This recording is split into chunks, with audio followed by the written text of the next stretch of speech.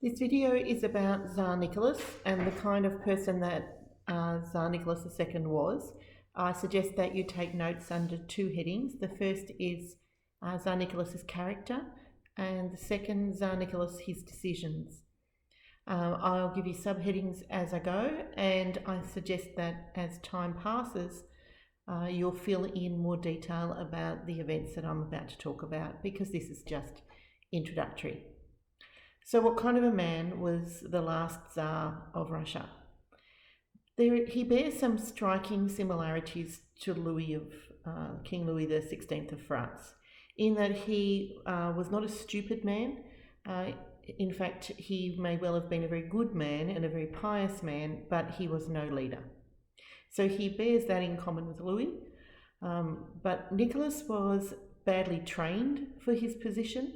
His father died much younger than expected and had not invested in Nicholas's upbringing to be the Tsar. And so Nicholas inherited this position surprisingly early and with a feeling of panic. How he handled that was to look to his father's example, his father's reign, as a model for his own. And that was the first mistake. He was unswervingly conservative at a time when the country was changing rapidly. And if he was to preserve his throne, he needed to change with the country. He needed to see the needs of his country and meet them. Instead, he saw his job as needing to protect the throne, preserve Russia's culture, Russia's state in the world as it had always been. Now, the Romanovs had ruled Russia for about 300 years by the time Nicholas became Tsar, and he very much seems to have just saw his job as keeping it as intact as he could, as preserved, unchanged, so that his son would have the same Russia to inherit when his son grew to manhood. This meant that Nicholas's decision making was very poor. But it's a little bit more about his character. So he was a very faithful Russian Orthodox Christian. He was a very pious man. He truly believed in his faith in God, and he loved his wife. There are lots of letters that have survived between Alexandra and Nicholas, and they're very passionate, loving letters. There's no doubt that rare amongst royal marriages, this was a marriage based on mutual attraction, deep affection, passion. This is a real love story. These two adored each other, and their family was paramount of importance to them, which in some ways worked against them because they made decisions based around the best interests of their family and their family needs at times when Nicholas needed to be thinking about his country, and he needed to be thinking about long-term and big questions, big broad perspectives of what was needed, and instead he was worrying about his family and how was his wife feeling and his son's health, which is a huge factor in Nicholas's story because his son, the heir to the throne, the male child, was a haemophiliac, and haemophiliacs didn't live very long, and they lived in terror of their son dying. I think Nicholas knew that his son was unlikely to live long enough to inherit the throne from his father, but there was this sort of desperate hope, this desire to protect the son and protect the inheritance for their son. If you watch the Netflix series The Last Tsar, they make a great deal of this, the secret of the heir to the throne's haemophilia, and how all sorts of decisions, particularly around Rasputin and Rasputin's presence in the royal court, and the destructive nature of a lot of Nicholas's preoccupation with his son and his son's illness, and people not understanding that, how that led to his demise. It's an interesting perspective. It'd be one worth testing against other historians' perspectives. I want to go now to some of the decisions that Nicholas made that sort of contributed to the story of why revolution happened in Russia and why Nicholas went from being this divinely appointed king of all Russia, this absolute monarch, this absolute ruler, unquestioned in his authority, through to someone who, along with his family, was massacred in the basement of a house in the country. How did that transition happen, and to what extent did Nicholas's poor decision-making contribute to his grisly end? So the first, I think, poor decision he made was the idea to follow in his father's footsteps.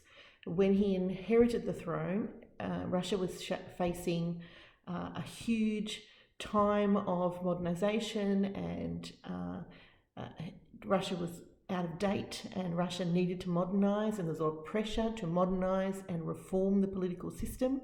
And it was an opportunity that Nicholas had to embrace that and recreate the political system of Russia and his role as its monarch. But he missed that opportunity completely, and instead chose to dig in his heels, resist reform, embrace modernization, but resist any kind of political reform. And so this was a missed opportunity, and it ended up very badly for him. Second bad decision was to go to war against Japan. Part of this fool's paradise that he lived in was that this belief that Russia was invincible, this mammoth great country with this glorious tradition, and God was on their side, and particularly on his side as a divinely appointed monarch. And who was Japan to, threaten Russia? Well, Japan had modernized, or Japan had a massive navy. Japan was a military force, unlike any other. And Russia went to war against Japan, assuming that they would win. The Tsar has said something like, "Who are they? Who are they to question us, or who are they to threaten us?" Well, they won. Russia was deeply humiliated by the fact that they had been beaten in a war against Japan, and that helped to really undermine people's confidence in the Tsar, and the fact that Russia had lost the war reflected badly on their monarch. What kind of a Tsar did they have if they couldn't even beat Japan? Another bad decision was the Tsar's indulgence of Rasputin in their court. Now, Rasputin, will look more at him in the future, but he was a weird character. He was a bit like, I don't know, he's a priest of sorts. He was certainly a very religious man, but a very immoral person. He actually followed a cult that believed that the more you sinned, the more you could then receive forgiveness, and so that you could be saved. So you had to sin before you could be forgiven. So you went out and you sinned a lot. Rasputin had an insatiable sexual appetite. He was a drinker, and he was filthy dirty, and sort of a bit wild. And he was from way up north in Siberia, so he was not a cultured, intellectual, educated, theologically trained person of any sort. He was sort of this wild, miracle working, preaching, wild peasant. But he did have this charismatic personality that seemed to be able to just intimidate and impress people, particularly women. And he behaved atrociously in the Russian court, and had sex with all sorts of people, all sorts of women, wives of important people. He was very unpopular with the men, very popular with the women. And he did seem to have miraculous healing powers. So when he was able to improve the health of the Tsar's son, the heir to the throne, he completely won the confidence of the very devout, very prayerful Tsarina. and she believed completely that God had sent her Rasputin to heal her son. Wasn't healed all at once, but at different times when he was in life-threatening situations with his haemophilia, Rasputin seemed to be able to calm the boy down, stop his pain, even from a distance of thousands of miles away when Rasputin had been sent back home. When the young, I can't remember what his term is, Tsarevich or something. Anyway, the little Tsar, he was in terrible trouble, in terrible pain, and a message came from Rasputin saying, "Don't worry, he won't die." And the little boy at that moment seemed to turn the corner and start healing. So there was, whether it's coincidence or whether he did have some healing powers, certainly the Tsarina believed he did.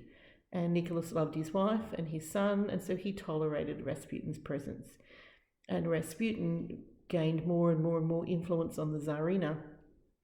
So when Nicholas made the very poor decision, which is our next very poor decision, to take over the leadership of the army in World War I when things were going badly, in the belief that he, the Tsar, again, God's appointed Tsar, this was his destiny. How could anyone defeat Russia with the Tsar in charge? So the Tsar took charge of the armed forces and went off to the front to help turn the war around, and left his wife back at home in charge of things with Rasputin, giving her lots of advice. And God had told Rasputin that the Tsarina should tell the Tsar to do such and such. And it didn't go well. It didn't go well on the front, because Tsar Nicholas was no military leader, and the Tsarina was no politician, and Rasputin had his own agenda. So things did not go well, and the people just did not trust Rasputin, and they did not trust the Tsarina. And where was the Tsar? The Tsar had abandoned his post. It wasn't long before the country was in such open revolt that Nicholas had no other option but to abdicate from the throne. So, in many ways, Nicholas contributed to his own demise. But in between, there were a couple of other decisions. After 1905, after the Bloody Sunday massacre, which we'll learn about very soon, Nicholas had to relent to some extent and grant the people a parliament, and it was called the Duma. But Nicholas was not going to take an elected body seriously. He was the Tsar. He was the absolute monarch, appointed by God, answerable only to God. So he didn't take the Duma very seriously, and it was part of Nicholas's refusal to recognise the state of affairs, how deeply the country was resentful of the Tsar's decisions, how much support revolutionary groups had amongst the people, how deep their discontent was, how they just were like balancing on the knife's edge between revolution and protest. Things could go drastically wrong very quickly, and the Tsar just didn't seem to recognise the seriousness of the problem. So that was another of the contributing factors to his downfall. So his refusal to reform, his reluctance to accept reform, his inability to see the writing on the wall, his bad judge of character, with trusting people like Rasputin and indulging his wife's demands, led to him losing his throne. And then he didn't leave the country. Maybe that was his final poor decision. After abdicating from the throne, he stayed in Russia and very soon became a prisoner of the Bolsheviks, and then ultimately died so that the opposing forces in the civil war could not restore Nicholas to the throne. So, was Nicholas responsible for the revolution? He certainly didn't help. The exact extent to which he's responsible for the collapse of the monarchy in Russia and the opportunity for revolutionaries to take power, well, that's your decision. You need to decide that for yourself. Have a look at the evidence as you discover more and more and make up your own mind. But just to leave you with a quote from Sergei Witt, who is the first Prime Minister of Russia, the leader of the First Duma, and this is what he said about Russia and Nicholas. I pity the Tsar. I pity Russia. He is a poor and unhappy sovereign. What did he inherit and what will he leave? He is obviously a good and quite intelligent man, but he lacks willpower. And it is from that character, that his state defects developed. That is, his defects as a ruler, especially an autocratic and absolute ruler. He also said the tragic aspect of this situation is that the Tsar is living in an utter fool's paradise, thinking that he is all strong and powerful as before. So there are 2 quotes from Sergei Witt. I'm sure we'll come across many more over the weeks ahead.